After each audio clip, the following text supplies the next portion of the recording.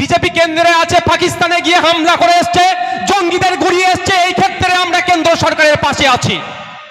যে বিজেপি কেন্দ্রে আছে মানে সবেতর বিরোধিতা করতে হবে এরকম ব্যাপার নয়। জঙ্গিদেরকে শায়েস্তা করার জন্য যতবার পাকিস্তানে ঢুকে পাকিস্তানের জঙ্গিদেরকে খতম করবে ততবারই কেন্দ্রের পাশে আমরা থাকবো। আপনি কেন্দ্রে আছেন বলে, আপনার সংখ্যা আছে বলে আপনি একটা সম্প্রদায়কে এখন টার্গেট করেছেন, কালকে অন্য সম্প্রদায় খ্রিস্টান ক্যাথলিকদেরকে টার্গেট করবে ওরা, পরের টার্গেট। আর মমতা ব্যানার্জি কি বলছেন যে তোমরা চিন্তা করো না আমি আছি। ভালো কথা, আমিও বলছি তোমরা চিন্তা করো না আমি আছি। এই যখন মামলা খেয়েছিল বলেছিলাম তো, যদি এর নামে জামিন করাতাম এতক্ষণ ধরে তোকে জেলে রেখে দিত ভাই। তাহলে একে বলেছি আমি চিন্তা করো না আমি আছি, হাইকোর্ট থেকে উকিলকে দিয়ে জামিন করিয়েছি, তাহলে এই চিন্তা মুক্ত। তো আমার আপনার সম্পত্তি চলে যাচ্ছে, চিন্তা করো না আমি আছি, তখনই তো বুঝবো যখন আপনি পশ্চিমবাংলার বিধানসভা একটা বিল পাস করাবেন, একটা রেজুলেশন পাস করাবেন যে এই আইন মানা যাবে না, এই আইন যুক্তরাষ্ট্র পরিকাঠামোতে আঘাত দিচ্ছে, জমিটা হচ্ছে স্টেটের মধ্যে পড়ছে, কেন্দ্র এক লপ্তে সেটাকে দখল নিতে চাইছে, এই আইনের বিরুদ্ধে আমরা একটা রেজুলেশন পাস করাচ্ছি, সুপ্রিম কোর্টে গিয়ে মামলা করছি, তাহলে তো বলবো আপনি তাহলে ঠিকঠাক আছেন। সেটা করেছে? বলুন। বলছে আমি আছি তুমি চিন্তা করো না। তাহলে কিভাবে ভাই আছেন আমি বুঝবো কি করে? একটা গভর্নমেন্ট নোটিফিকেশন দিয়েছে, গভর্নমেন্ট অর্ডার হচ্ছে, জিও বলে যেটাকে, অর্ডার হয়েছে, গভর্নমেন্ট অর্ডার হয়নি, কিন্তু বলছে আমি আছি চিন্তা করো না।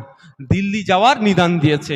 এবার আমি আপনাদের কাছে একটা অনুরোধ করে যাব, 2026 সাল আসছে, আমাকে ভোট দেবেন না দেবেন, এখানে প্রার্থী দেবো কি দেবো দেওয়ার ইচ্ছা আছে, আমি তাও বলছি আপনাদের কাছে আমি একটা অনুরোধ করে যাব, বিপদে বন্ধু চিনবেন তো ভাই, বিপদে পড়েছেন, রাজ্য সরকারের উচিত ছিল আপনার পাশে দাঁড়িয়ে এখানে বড় বড় আন্দোলন সংগঠিত করা, বিজেপিকে আরো চাপে রাখা, আইনকে প্রত্যাহার করতে বাধ্য করা, তা না করে আপনাকে দিল্লি যাওয়ার নিধান দিয়েছে।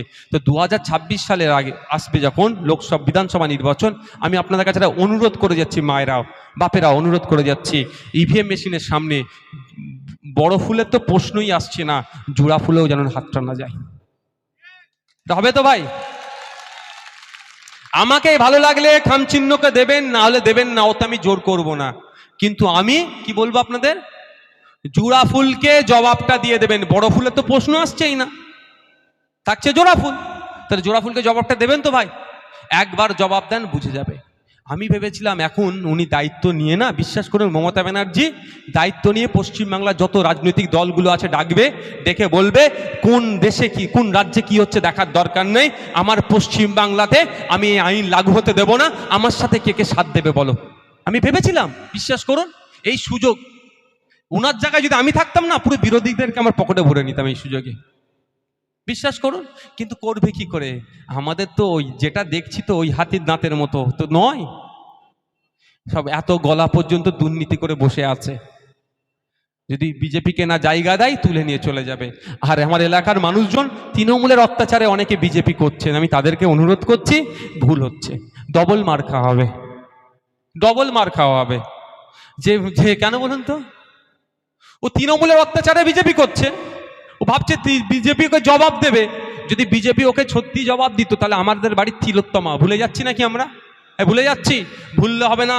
ওই তিলোত্তমাকে খুন হতে হয়েছে আপনার আমার জন্য, ওই ডাক্তারের ওই অপারেশন থিয়েটারে নোংরামি হতো, অপারেশন রুমে গিয়ে নোংরামি করতো আপনার আমার বাড়ির মহিলা রুগীগুলোর সাথে, তার প্রতিবাদ করেছিল।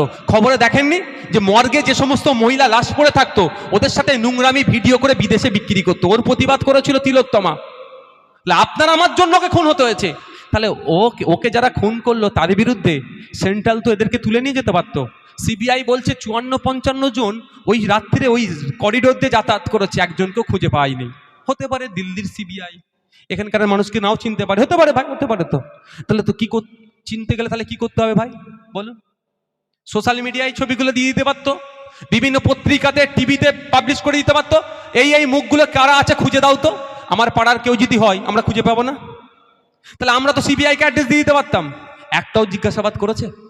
তাহলে মোদিজির দল, অমিত শাহর আন্ডারে পুলিশ অর্থাৎ সিবিআই, সে কি করলো, তৃণমূলকে বাঁচিয়ে দিল। আর আপনার পাড়ার তৃণমূলের হাত থেকে বাঁচার জন্য কেউ যদি ভাবে আমি বিজেপি করব, তার ওই একই দশা হবে, ডবল মার খেতে হবে। কারণ এবার তৃণমূল মার খাবে, তৃণমূলের মার খেয়ে বিজেপিতে গেছে, বিজেপিতে কেন গেছে আবার মারবে।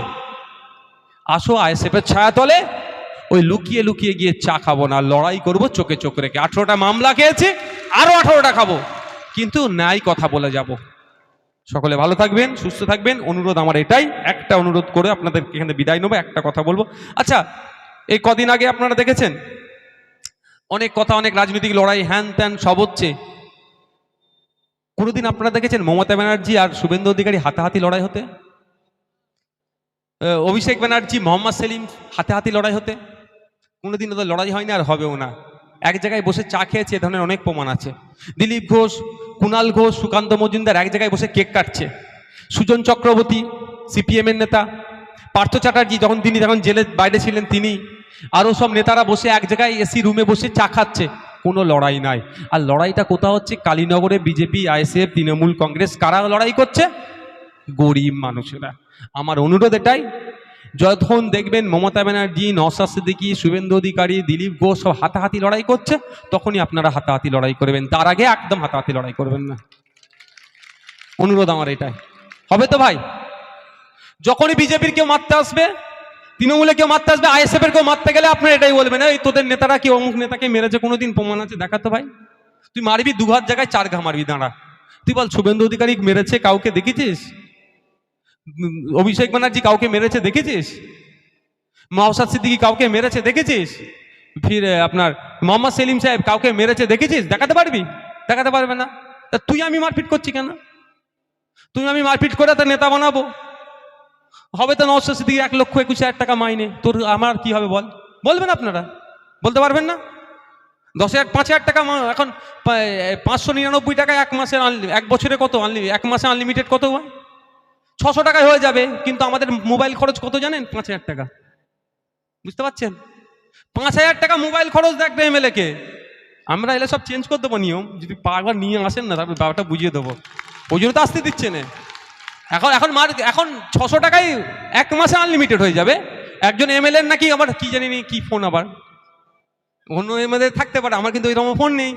আমার যে ফোন ভাই 500 নেই, আমি তো এক বছরে রিচার্জ করি 3900 টাকা না ক টাকায়, এক বছরে 3900 টাকা, আর এই মাসে 5,000 দিচ্ছে।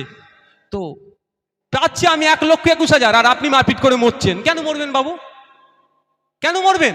আমার বক্তব্য এটাই। হয়তো আমার ওপর এই জন্যই রাগ অনেকের। আর আমাদের পুলক বাবু কত পাই জানেন? হ্যাঁ, একটু বেশি পাই আমার থেকে।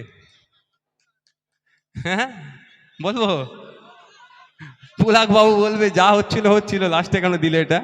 পুলক বাবু 1.5 লাখ টাকা পায়। 1,00,000 1.5 লাখ টাকা মতো পায়। উনি মন্ত্রী তো, ওনার দরজা আছে অবশ্যই, দেখুন স্টেপটা একটু আগিয়ে আছে। যাক, ওটা ওনার নিজস্ব টাকা। উনি যদি ওই 1.5 লাখ টাকা থেকে 1 টাকাও না আপনাকে দেয়, আপনি কিছু বলতে পারবেন না। হ্যাঁ, আমি 1,21,000 টাকা পাই, 21 পয়সা আমি নিই না। আমার ভালোবাসার মানুষদের জন্য এই কেস কাবারি হ্যান ত্যান অতি চলে যায়, আরো বেশি যায়, সেটা ব্যাপারটা নয়, কিন্তু আমি নিই না। কিন্তু আমার বলার প্রশ্ন এটাই যে তাহলে পুলকবাবু 1.5 লাখ পাচ্ছে, আমি 1,21,000 পাচ্ছি, শুভেন্দু বাবু 1,21,000 মতো পাচ্ছে, সবাই যখন আমরা এত পাচ্ছি, তা আমাদের পাওয়ার জন্য আপনারা মারপিট করবেন কেন? আপনারা মাথা ফাটাবেন কেন? আপনারা খুন হবেন কেন? আপনারা কেন ঝগড়ায় জড়াবেন? এগুলো আপনাদের একটু ভাবতে হবে না? কালকে আমি ধরুন আমাদেরকে ঠেলে ঠুলে আমাদের ক্ষমতা এসে গেলাম, জোটফোট বা যে কোনো এক ব্যাপারে, তো আমরা তো মন্ত্রী সব হয়ে ঘুরবো, তাহলে আপনি মাথা ফাতা ফাটিয়ে লাভ কি হবে ভাই? কেন হিংসায় জড়াবেন? এটা অনুরোধ যে হিংসা থেকে আপনারা মুক্ত থাকুন। কিছু ক্ষতি আপনার এলাকার হবে, আপনার হবে, মিডিয়াতে 2 দিন হবে, হই হবে, টিভিতে বসে বসে। আমি এটা কথা বলি, এটা হাসি পাচ্ছে এই জন্যই বলছি। এই যে টিভিতে বসে দেখেছেন তো, অনেকে আবার সে করে গো, কি বলে, হ্যাঁ মেকআপ করে বসে। আমি তো একদিন গিয়েছি, একজন ভদ্রমহিলা আসলে, প্রথম যিনি আছেন আমাকে বললো, এই সাহেব এসছে একটু করে দাও। হাই ভাই জুড়ে পাকাও মেরেছে। একটা মহিলা দেখি এরকম একটা ব্যাগ নিয়ে আমার কাছে এসে হাজির, বলছে সাহেব চলুন। আমি কোথায় যাবো? বললো না আপনাকে একটু মেকআপ করাতে হবে। আমি না, আমার ফাঙা ফুটো যা আছে এতে চলে যাবে। এরা মেকআপ করে বসে, ওরা ঝগড়া করে নাকি ঘোড়ার ডিম নাটক করে সব।